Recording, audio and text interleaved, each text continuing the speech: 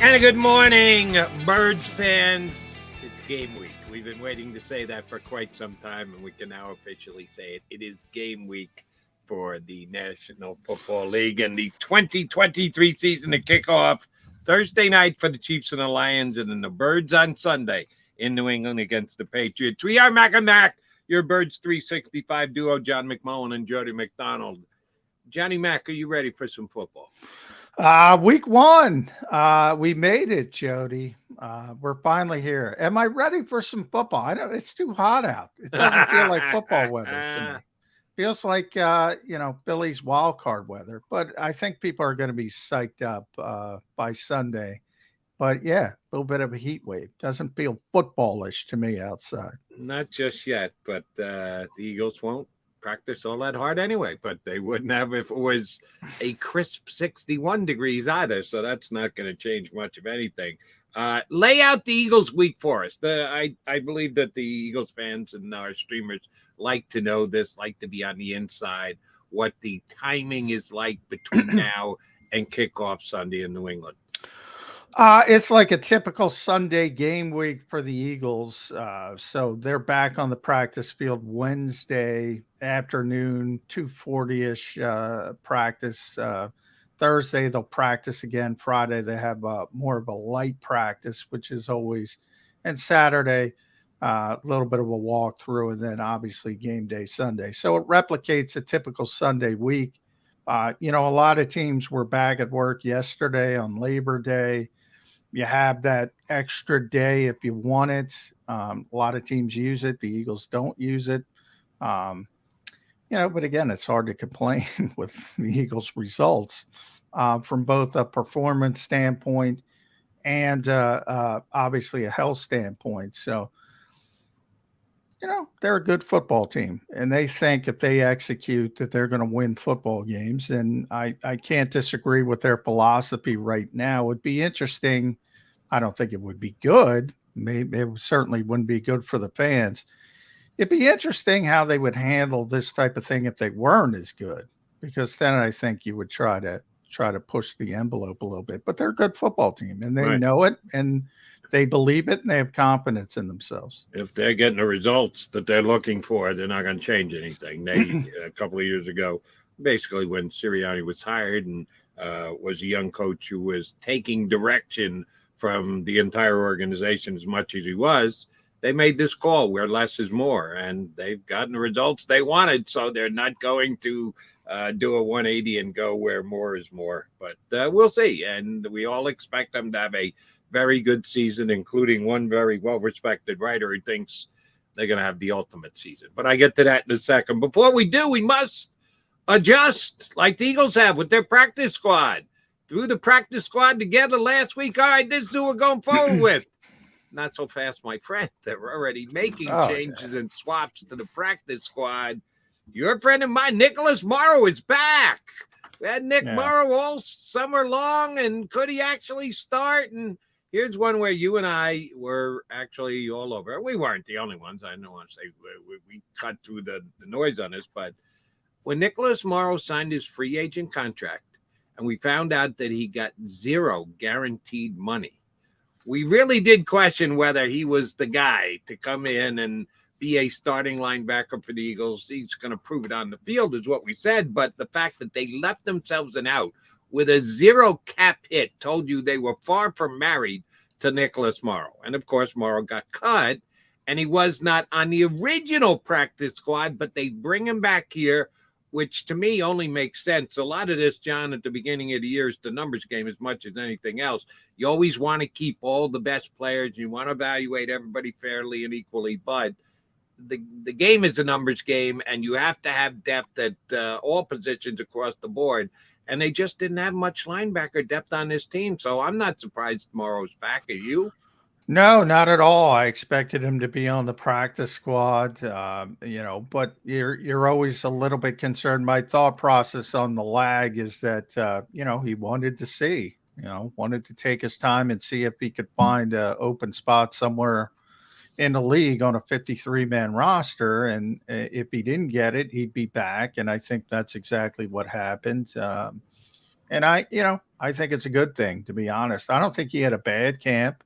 I I haven't seen anybody say he had a bad camp. Now, I don't think he had a good camp either. Not a very splashy player, but he knows how to play. Um, and I think the lack of depth at that position, he's I don't want to say important piece, but he's a piece the Eagles should have kept. They ultimately did keep.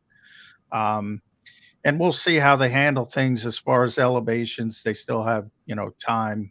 As I said, they practice on Wednesday. So, this thing isn't, I wouldn't lock this thing in until till Tuesday, maybe even Wednesday before practice. The Eagles tend to release these things about 10 minutes before practice begins.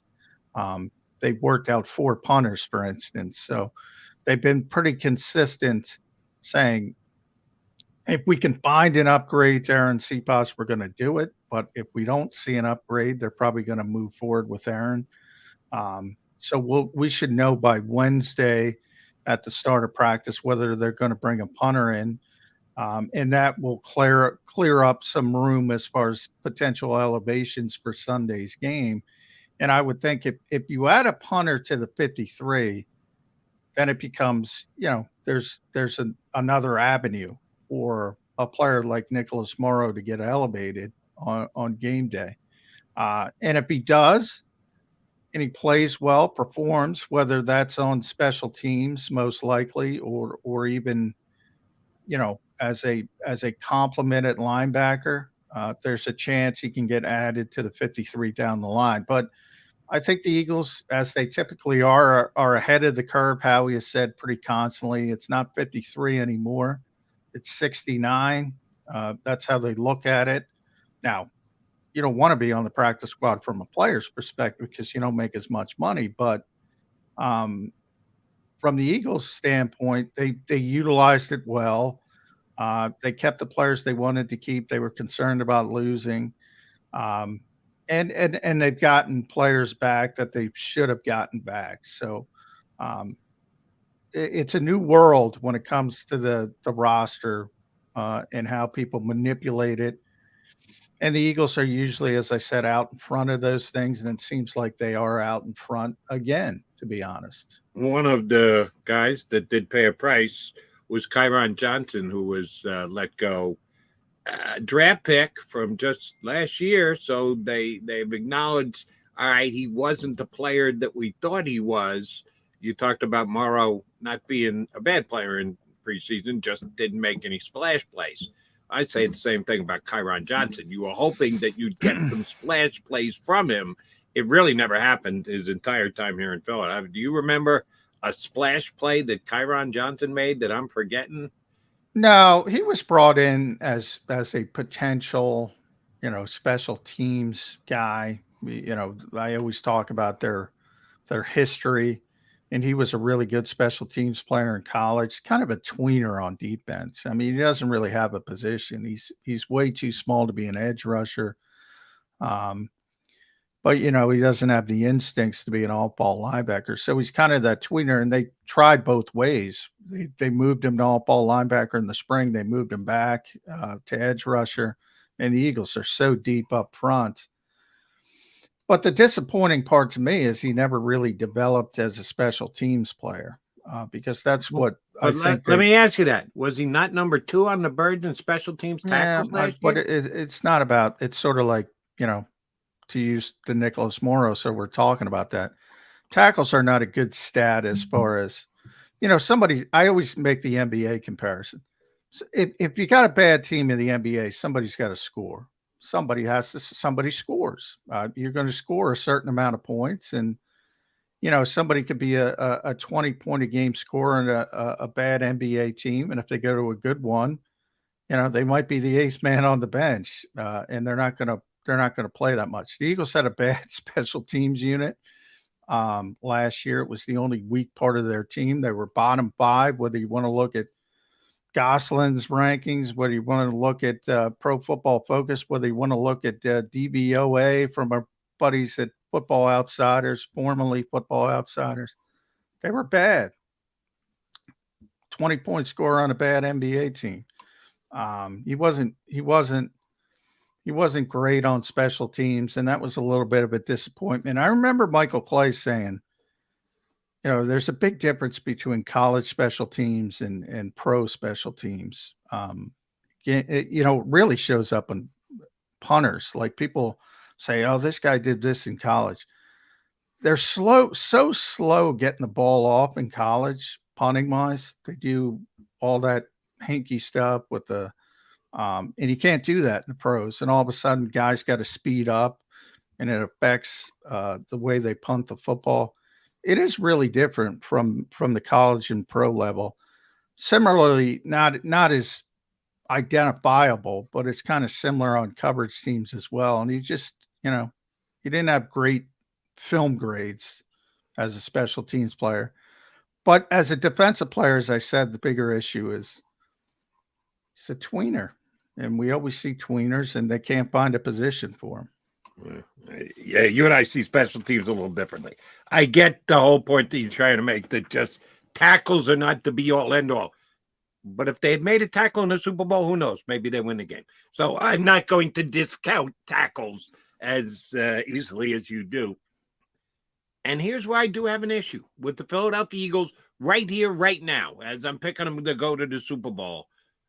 To quote the immortal Orange Cassidy, I get the feeling. Don't do that to me. Come on. I am absolutely going to do it Don't to do you. That to me. I get the feeling that when asked, the Philadelphia Eagles about special teams would say, whatever. They don't care. And I believe they're going to try and do it on the fly.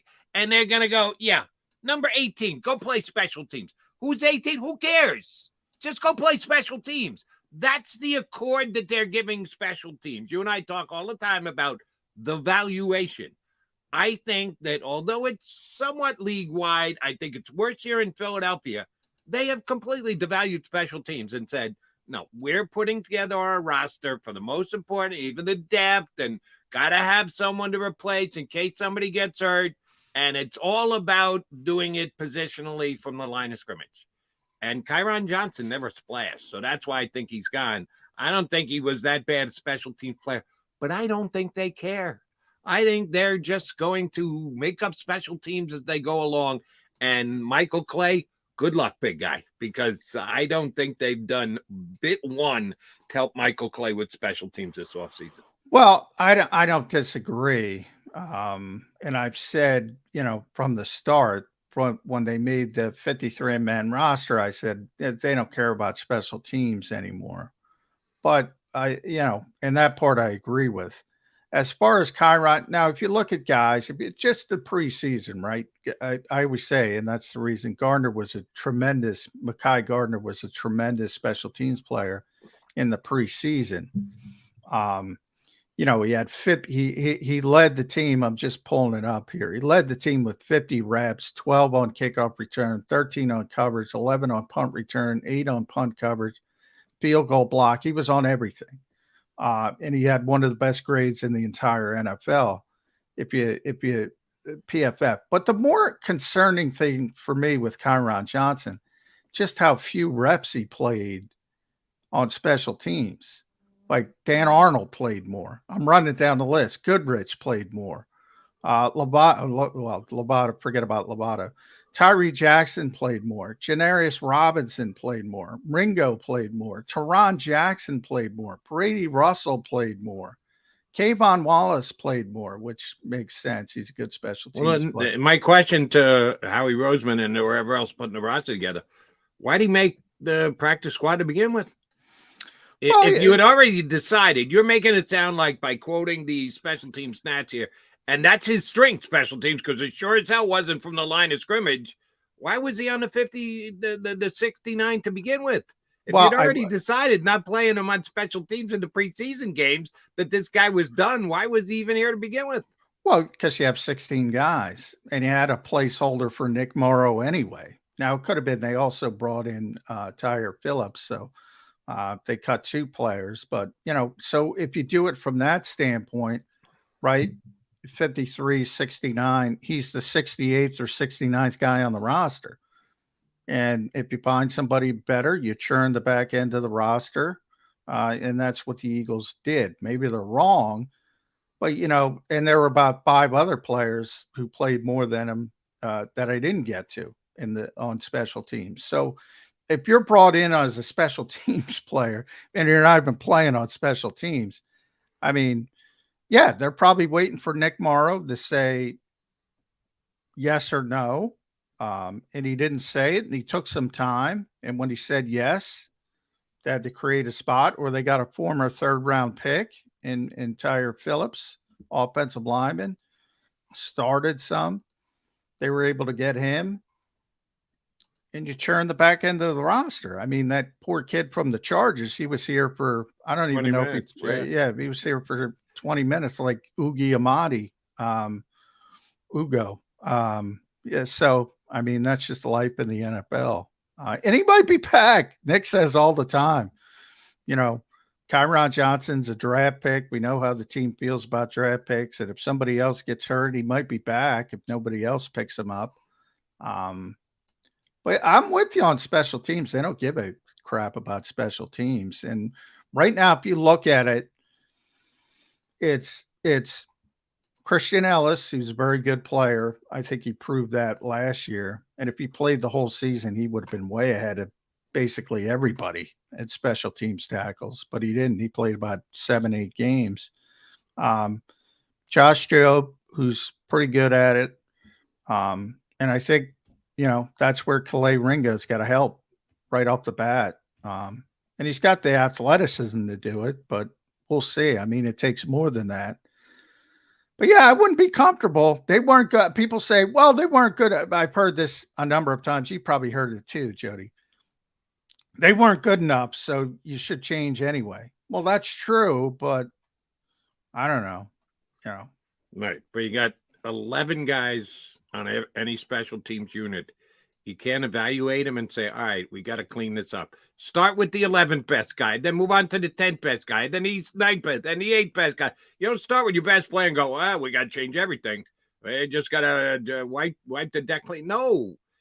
Even as bad as they were as a unit, there were some guys that were good special teams players.